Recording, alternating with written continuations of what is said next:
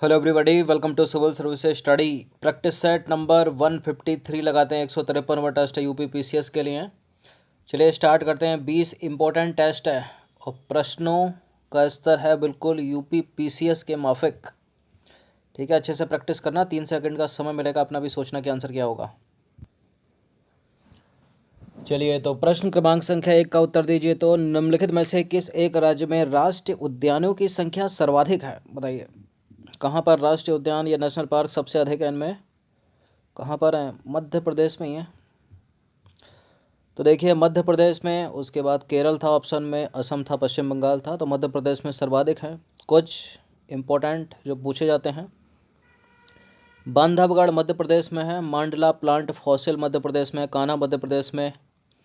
ठीक है, माधव मध्य प्रदेश में। और इंदिरा प्रियदर्शनी मध्य प्रदेश में। पेच मध्य प्रदेश में। पन्ना मध्य प्रदेश में। संजय मध्य प्रदेश में। सतपुड़ा वन विहार राष्ट्रीय उद्यान मध्य प्रदेश में। कॉम्पिटिटिव एग्ज़ाम के फेवरेट हैं जो आजकल पूछे जाते हैं। पेच, ठीक है, सतपुड़ा वन विहार, पन्ना, कान्हा तो नहीं पूछा जाएगा, ठीक है, बहुत बार पूछा गया। बांधवगढ़ रख सकता है। केरल में अन्नामुदी 16 राष्ट्रीय उद्यान, इराविकुलम राष्ट्रीय उद्यान, मथिकेट्टन 16, पंबाडुम 16, पेरियार राष्ट्रीय उद्यान और साइलेंट वैली राष्ट्रीय उद्यान। असम में डिब्रू सैखोवा राष्ट्रीय उद्यान, काजीरंगा, मानस, ओरांग, नामेरी राष्ट्रीय उद्यान। पश्चिम बंगाल में बुक्सा राष्ट्रीय उद्यान, गोरुमारा, नेओरा घाटी राष्ट्रीय उद्यान और सिंगालीला सुंदरबन जल्दापारा। याद रखिएगा, जल्दापारा को पश्चिम बंगाल में है, बुक्सा पश्चिम बंगाल में है और नेओरा घाटी पश्चिम बंगाल में है।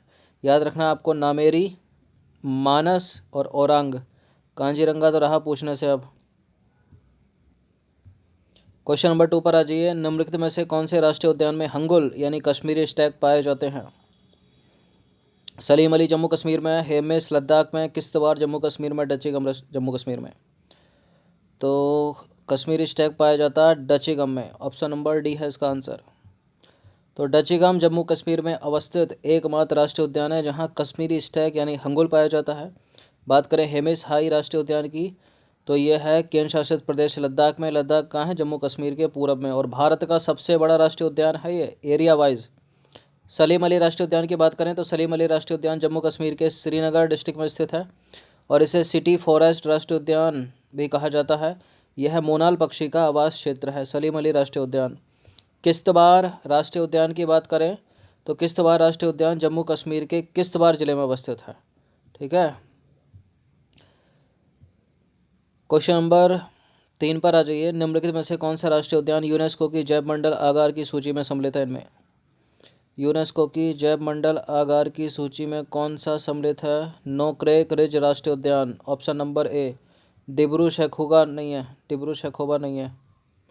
तो नोक्रेक राष्ट्रीय उद्यान या नेशनल पार्क मेघालय राज्य के पूर्वी गारो पहाड़ियों पर अवस्थित है। यह मेघालय का जैव विविधता हॉटस्पॉट क्षेत्र है। 1986 में इसे राष्ट्रीय उद्यान का दर्जा मिला था और 2009 में यूनेस्को द्वारा इस राष्ट्रीय उद्यान को जैव मंडल आगार की सूची में शामिल किया गया था। नोक्रेक मेघालय। अब आ जाइए क्वेश्चन नंबर 4 पर। निम्नलिखित में से कौन सा युग्म सही सुमेलित नहीं है? नीचे दिए गए कूट का प्रयोग करके सही उत्तर का चयन करना। कोरिंगा वन्यजीव अभ्यारण्य, ओखला पक्षी अभ्यारण्य, अचानक मार वन्यजीव अभ्यारण्य और फाकिम वन्यजीव अभ्यारण्य। देखिए, दो हैं, एक है अचानक मार और दूसरा है अचानक मार अमरकंटक। तो अचानक मार के सामने अमरकंटक लिखा हो तब तो उत्तर मध्य प्रदेश है, और केवल अचानक मार लिखा हो, अचानक मार वन्यजीव अभ्यारण्य, तो छत्तीसगढ़ में ही है, वो करेक्ट है। ओखला पक्षी अभ्यारण्य उत्तर प्रदेश में ही है, करेक्ट है। कोरिंगा वन्यजीव अभ्यारण्य आंध्र प्रदेश में है, इंपॉर्टेंट है। फाकिम मेघालय में है, फाकिम मेघालय में नहीं है, नागालैंड में है। तो दूसरा तीसरा करेक्ट है, अपने को इनकरेक्ट ढूंढना, तो पहला चौथा इनकरेक्ट हो गया, यहाँ पर सी हो गया इसका आंसर। तो कोरिंगा वन्यजीव अभ्यारण्य जो है वो आंध्र प्रदेश में है। ठीक है, ओखला पक्षी अभ्यारण्य उत्तर प्रदेश में, अचानक मार वन्यजीव अभ्यारण्य छत्तीसगढ़ में, अचानक मार अमरकंटक मध्य प्रदेश में, फाकिम है नागालैंड में, मेघालय में नहीं है। स्वस्थानीय संरक्षण के अंतर्गत कौन शामिल नहीं है? देखिए, दो प्रकार के होते हैं ये, स्वस्थानीय और बाह्य स्थानीय, यानी इन सीटू। ठीक है, इन सीटू और एक्स सीटू। इन सीटू में आते हैं राष्ट्रीय उद्यान, जैव मंडल आगार, पवित्र उपवन एवं झीलें। और XC2 में आते हैं वनस्पतिक उद्यान यानी बॉटनिकल गार्डन, जंतु उद्यान, जीन बैंक और बीज बैंक, ये सब तो PCS में पूछ लिए जाते हैं और पूछे जाते ही रहे हैं साल दर साल छोड़ के। तो देखिए स्वस्थानीय संरक्षण पद्धति और बाह्य स्थानीय संरक्षण पद्धति या विधि। तो स्वस्थानीय संरक्षण पद्धति के अंतर्गत जीव मंडल, आगार, ठीक है, और राष्ट्रीय उद्यान, वन्य जीव अभ्यारण्य, पवित्र उपवन एवं झीलें, समुदाय एवं संरक्षण आगार आदि आते हैं।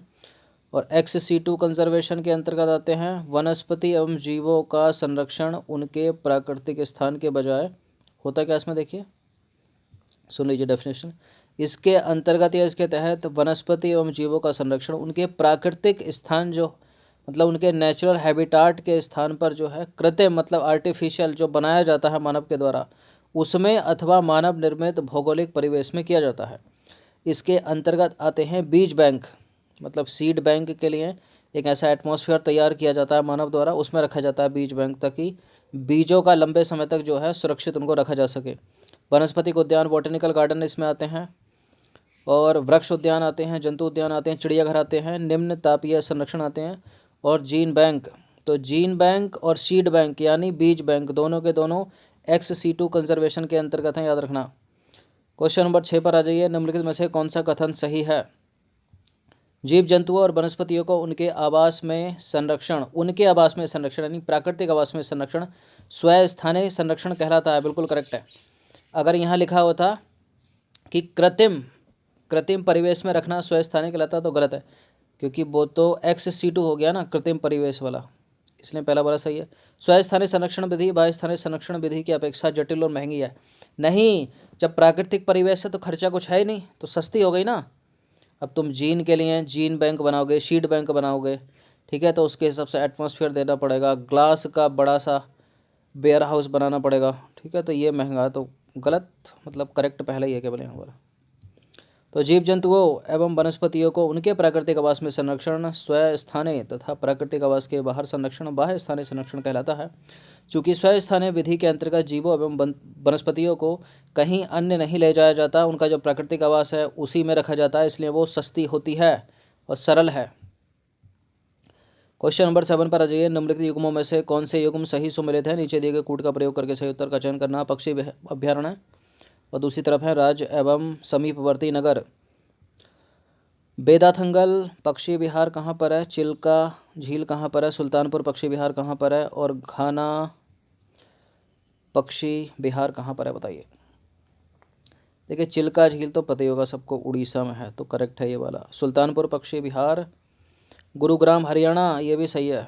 2 और 3 सही हो गए, सही अच्छा मिलान करना है इनका तो। और बेदाथंगल है तमिलनाडु में और घाना है राजस्थान के भरतपुर में। तो ए का चौथा हो गया और डी का हो गया फर्स्ट।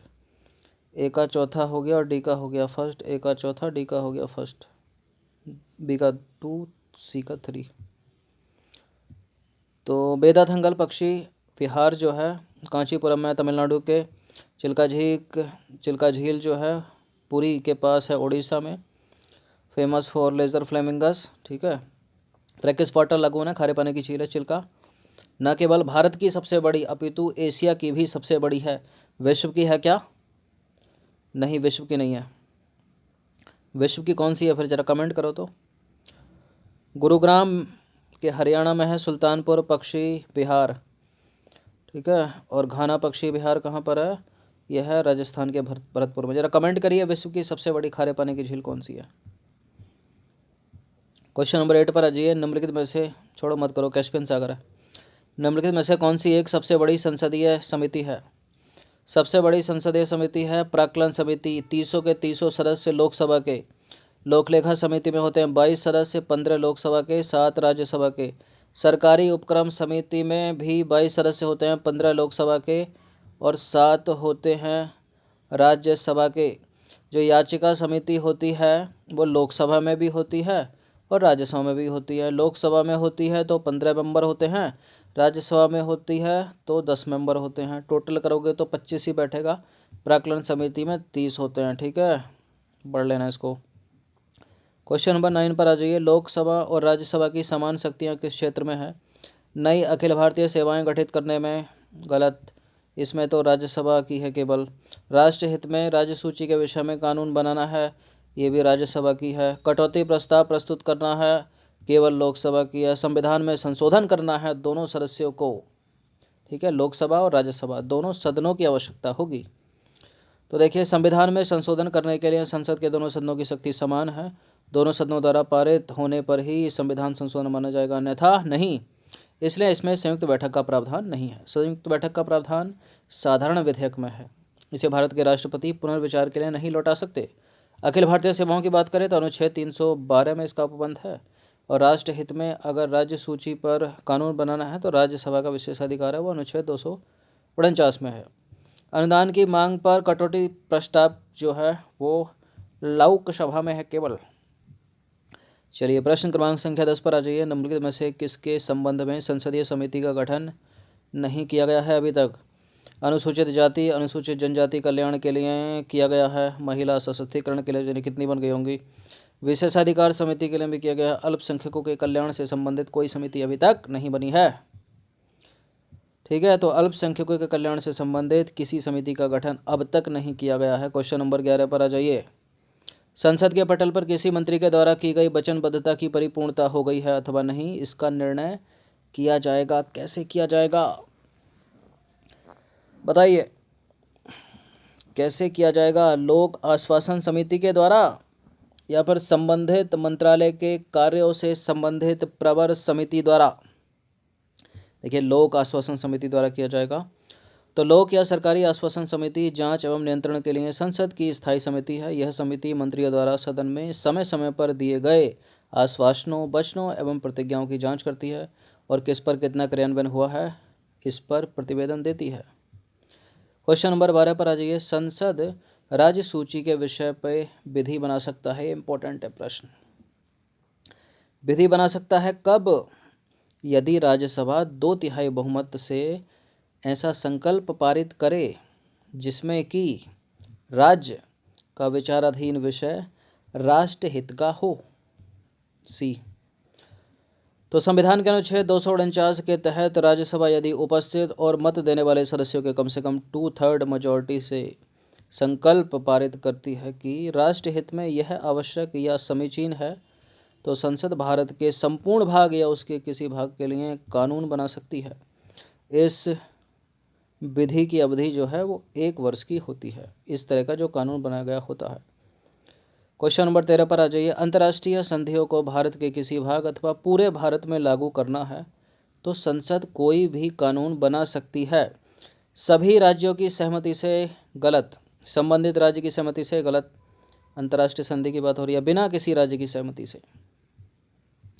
तो संविधान के अनुच्छेद 253 में यह प्रावधान किया गया है कि संसद अंतर्राष्ट्रीय करारों या संधियों या समझौतों को प्रभावी बनाने के लिए भारत के संपूर्ण राज्य क्षेत्र या उसके किसी भाग के लिए कोई भी कानून बना सकती है बिना किसी राज्य की सहमति से। क्वेश्चन नंबर 14 पर आ जाइए। निम्नलिखित युग्मों पर विचार करना। एक तरफ है पर्वत श्रेणी, दूसरी तरफ है दर्रे।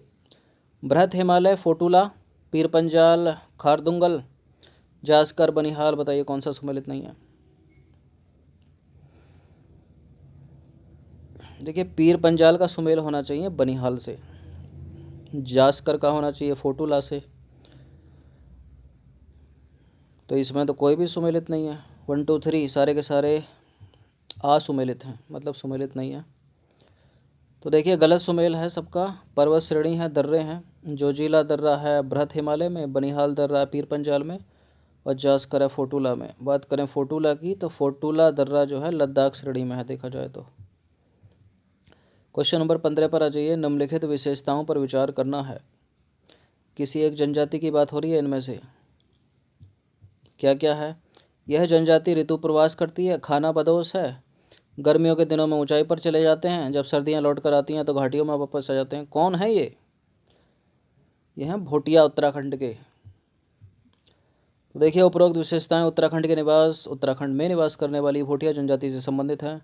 इस जनजाति के लोग ऋतु प्रवास करते हैं तथा खानाबदोश जीवन व्यतीत करते हैं। ये ग्रीष्म ऋतु में ऊंचाई पर स्थित घास के मैदानों यानी बुग्याल में चले जाते हैं तथा सर्दियों में घाटियों में वापस लौट आते हैं। क्वेश्चन नंबर 16 पर आ जाइए। निम्नलिखित कथनों पर विचार करना है। कामेंग, धनश्री, सुबनश्री, इरावती, बराक उपरोक्त में से कौन सी नदियाँ ब्रह्मपुत्र की ट्रिब्यूटरी हैं? ये तो रटा दिया होगा हमने। कामेंग ब्रह्मपुत्र की सहायक नदी है, धनश्री है, सुबनश्री है, मानस है, लोहित है, बराक नहीं है। जिया भरेली, इरावती म्यांमार में बहती है, बराक तो आपको पता ही है मणिपुर से निकलती है, असम और मिजोरम होकर बहती है, त्रिपुरा से इसका कोई मतलब है नहीं, नाम मेघालय से इसका मतलब है। 1 2 3। क्वेश्चन नंबर 17 पर आ जाइए। 17वां प्रश्न है, दिफू दर्रा या डिफू दर्रा निम्नलिखित में से कहाँ अवस्थित है? यह है अरुणाचल प्रदेश में। सिक्किम के एक दर्रे का नाम बताइए। सिक्किम के एक दर्रे का नाम बताइए। नाथुला। उत्तरांचल के दर्रों का नाम बताइए। माना, लिपुलेक। तो दिफू दर्रा अरुणाचल में। क्वेश्चन नंबर 18 पर आ जाइए। 18वां प्रश्न है, निम्नलिखित पर विचार करना है। रावी, ब्यास, सतलुज, यमुना, घाघरा उपरोक्त में से कौन सी नदियाँ हिमाचल प्रदेश से होकर बहती हैं? हिमाचल प्रदेश से ब्यास कुंड से ब्यास नदी निकलती है। रावी पर क्यों टिक हो रहा है? रावी भी है, सतलज भी है, घाघरा भी है, यमुना बड़ा छोटा सा निकलती है, ये भी है। ठीक है, मैप में देखना 1 2 3 4। तो रावी, व्यास, सतलज, यमुना, घाघरा ये सभी नदियाँ हिमाचल प्रदेश से होकर बहती हैं। क्वेश्चन नंबर 19 पर आ जाइए। कौन सी विशेषता का संबंध करेवा से है? क्या है करेवा? गंगा ब्रह्मपुत्र डेल्टा की उपजाऊ भूमि नहीं है करेवा। हिमाचल में पशुपालकों के लिए प्रयोग किया जाने वाला कोई शब्द नहीं है करेवा। उत्तराखंड में पाए जाने वाले घास के मैदान नहीं है करेवा। करेवा तो झील निक्षेप हैं कश्मीर घाटी के। तो देखिए, करेबा जो है कश्मीर में पाए जाने वाले झील निक्षेप हैं। करेबा से लिग्नाइट कोयले की प्राप्ति होती है। इस क्षेत्र में जाफरान की खेती की जाती है, केसर। अंतिम प्रश्न की तरफ अग्रसर होते हैं।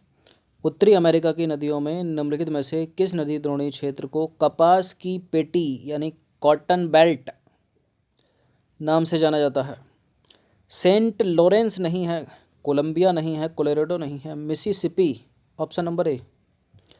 तो देखिए, मिसिसिपी नदी द्रोणी का जो दक्षिणी भाग है ना, वो कपास उत्पादन के लिए अनुकूल है, इसलिए इसे कपास की पेटी यानी कॉटन बेल्ट के भी नाम से जाना जाता है। इस तरह के प्रश्न यूपी पीसीएस के फेवरेट हैं, इनको पूछ लिया जाते हैं कि कौन कॉटन की बेटी मतलब पेटी, कौन रबर की पेटी। ठीक है, चलिए इनकी प्रैक्टिस कर लेना एक बार। धन्यवाद।